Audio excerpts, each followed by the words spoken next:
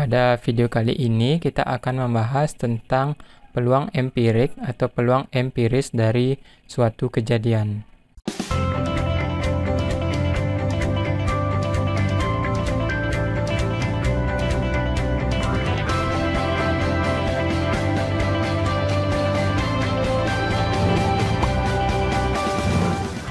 Banyak masalah di sekitar kita yang berkaitan dengan pengambilan keputusan. Kadang keputusan yang dibuat itu bisa merugikan suatu pihak dan menguntungkan pihak lainnya. Dengan memahami bahasan tentang peluang empirik ini, diharapkan kalian mampu membuat keputusan sebaik mungkin, sehingga bisa diterima oleh pihak-pihak yang terkait. Jadi, coba amati kejadian dalam gambar ini. Ada seorang wasit yang memimpin pertandingan sepak bola. Dengan yang bertanding itu adalah tim dengan kaos berwarna putih melawan tim dengan kaos berwarna merah. Ini sesungguhnya Inggris melawan Portugal ya. Nah, perhatikan koin ini digunakan oleh wasit ini untuk menentukan manakah tim yang akan mendapatkan bola terlebih dahulu atau tim yang mendapatkan sisi lapangan yang mana terlebih dahulu. Jadi, wasit ini itu menerapkan pengetahuan tentang peluang empirik untuk menentukan secara fair ya, secara adil mana tim yang akan mendapatkan bola terlebih dahulu. Jadi, apakah sesungguhnya peluang empirik itu? Kalau kita lihat, jadi pengertian peluang empirik atau pengertian peluang empiris itu adalah kemungkinan yang dihitung dari hasil suatu kejadian atau percobaan yang ada. Jadi, kalau kita ingat kembali dalam pelemparan koin untuk wasit ini, dia akan melakukannya sebanyak 1 kali ya. Bisa juga diartikan kalau peluang empiris itu adalah perbandingan antara banyak kejadian dengan percobaan yang dilakukan. Secara umum, peluang empiris dirumuskan seperti ini. Jadi PA ini adalah peluang kejadian empiris, itu dinyatakan sebagai pembagian antara frekuensi atau ini ya FA, frekuensi atau banyaknya kejadian A yang terjadi itu dibagi dengan N, yaitu banyaknya percobaan yang dilakukan. Jadi untuk menghitung peluang empiris ini kita harus melakukan beberapa kali percobaan. Kemudian kita hitung berapa banyak kejadian A yang kita inginkan itu terjadi. Nah, untuk peluang empirik ini yang perlu kalian pahami juga bahwa nilai dari peluang empiris itu berada di antara 0 sampai 1. Jadi nilainya itu akan selalu positif ya. Jadi peluang A itu kejadian empiris akan selalu lebih dari atau sama dengan 0. Di mana peluang A itu juga kurang dari sama dengan 1. Ketika peluang A itu sama dengan 0, maka ini akan disebut sebagai kemustahilan. Jadi tidak mungkin terjadi ya, kemustahilan. Sedangkan ketika nilai dari peluang A itu adalah sama dengan 1, ya, ini ketika 0 ya. Ketika peluang A-nya itu sama dengan 1, itu akan disebut sebagai suatu kepastian. Nah, ini sebentar saya hapus ya dulu. Ini peluang A-nya ketika sama dengan 0 ya. Itu akan disebut sebagai kemustahilan, dan ketika 1 itu akan disebut sebagai kepastian. Jadi misalnya yang kemustahilan ini ketika kalian melemparkan sebuah dadu yang dengan 6 sisi itu ya. Kemudian ditanyakan berapakah peluang munculnya mata dadu yang bernilai 7 ya, tentu saja tidak ada ya, karena mata dadunya hanya 6. Kemudian ketika peluang A ini sama dengan 1 atau kepastian, itu contohnya misalkan kembali ketika kalian melemparkan sebuah dadu itu ditanyakan berapakah peluang munculnya mata dadu yang bernilai kurang dari 7. Ya, tentu saja semuanya bernilai kurang dari 7 karena 1, 2, 3, 4, 5, dan 6 itu semuanya adalah kurang dari 7. Jadi itu adalah contoh-contoh kejadian kemustahilan maupun suatu kejadian yang pasti ya. Nah, sekarang kita lihat contohnya. Jadi tentukan peluang empiris dari suatu kejadian A di mana muncul mata dadu 5 dari percobaan melempar sebuah dadu sebanyak 30 kali. Dan ini adalah hasil dari pelemparan dadu sebanyak 30 kali tersebut. Nah, sekarang karena kita diminta untuk menentukan berapa peluang empiris munculnya mata dadu 5, jadi kita harus periksa berapa kali mata dadu 5 itu muncul.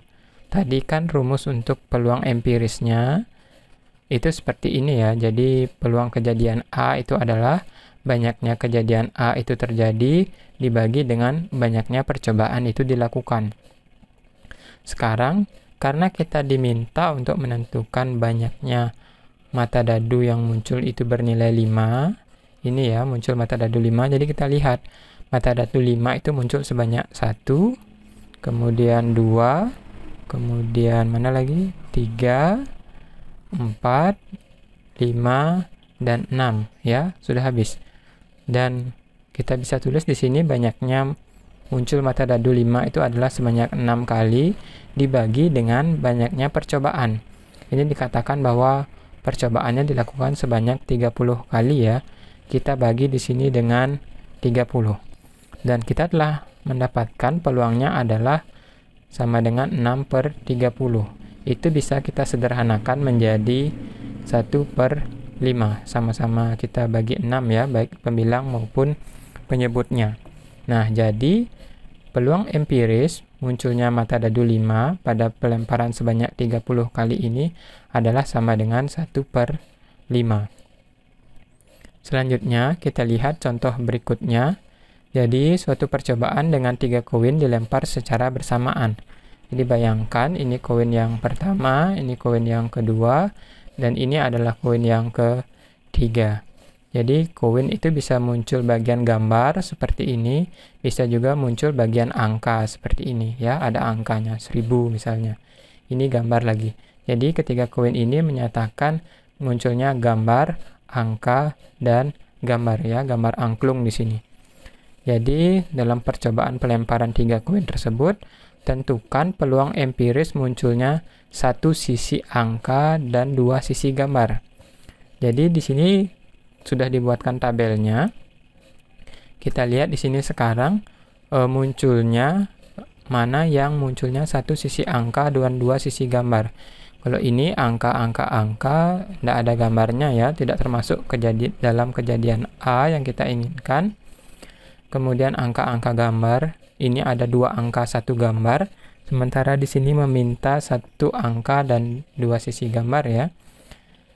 1 angka dan 2 sisi gambar itu misalnya contohnya yang ini ya, ini angka gambar-gambar, yaitu munculnya angka di koin pertama, munculnya gambar di koin kedua dan koin ketiga ya, memenuhi 1 sisi angka dan 2 sisi gambar. Mana lagi yang seperti itu, yang muncul 1 sisi angka dan 2 sisi gambar? Yang ini ya, kejadian ini munculnya gambar angka gambar itu sebanyak 21 kali. Terakhir munculnya 1 sisi angka dan 2 sisi gambar. Yang ini gambar angka, 1 angka dan 2 gambar, seperti itu. Karena untuk menentukan peluang empiris itu dinyatakan sebagai PA adalah sama dengan banyak kejadian munculnya 1 sisi angka dan 2 sisi gambar yang saya misalkan sebagai A di sini dibagi dengan banyak percobaannya, maka sekarang kita hitung banyaknya muncul 1 sisi angka dan 2 sisi gambar itu adalah yang ini ya, angka gambar-gambar itu sebanyak 10 kali ditambah dengan gambar angka gambar, ini juga muncul 1 angka dan 2 sisi gambar ya, itu sebanyak 21 kali ditambah dengan gambar-gambar angka. Gambar-gambar angka ini juga munculnya 1 sisi angka dan 2 sisi gambar. Jadi ini ditambahkan 15 kali. Dibagi dengan berapa banyak percobaan ini dilakukan. Jadi frekuensi ini menunjukkan berapa banyak percobaan ini dilakukan ya. Kita akan jumlahkan.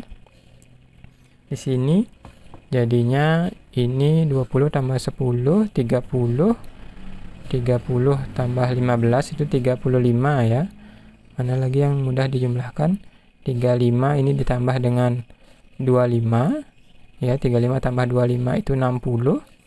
Kemudian 60 itu ditambahkan dengan 21 ditambah 7 ini adalah 28 tambah 2 itu adalah berapa? 30 ya. Jadi totalnya ini adalah semuanya 100. Nah, oleh karena itu 10 tambah 21 tambah 15 itu adalah 46, kita bagi dengan 100.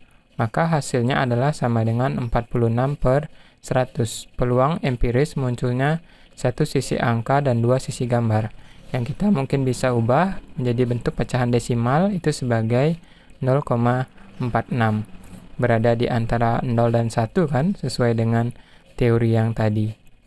Jadi demikianlah cara menentukan peluang empirik atau peluang empiris dari suatu kejadian. Jika ada yang belum jelas, bisa kalian tuliskan di kolom komentar. Tetap semangat belajar ya!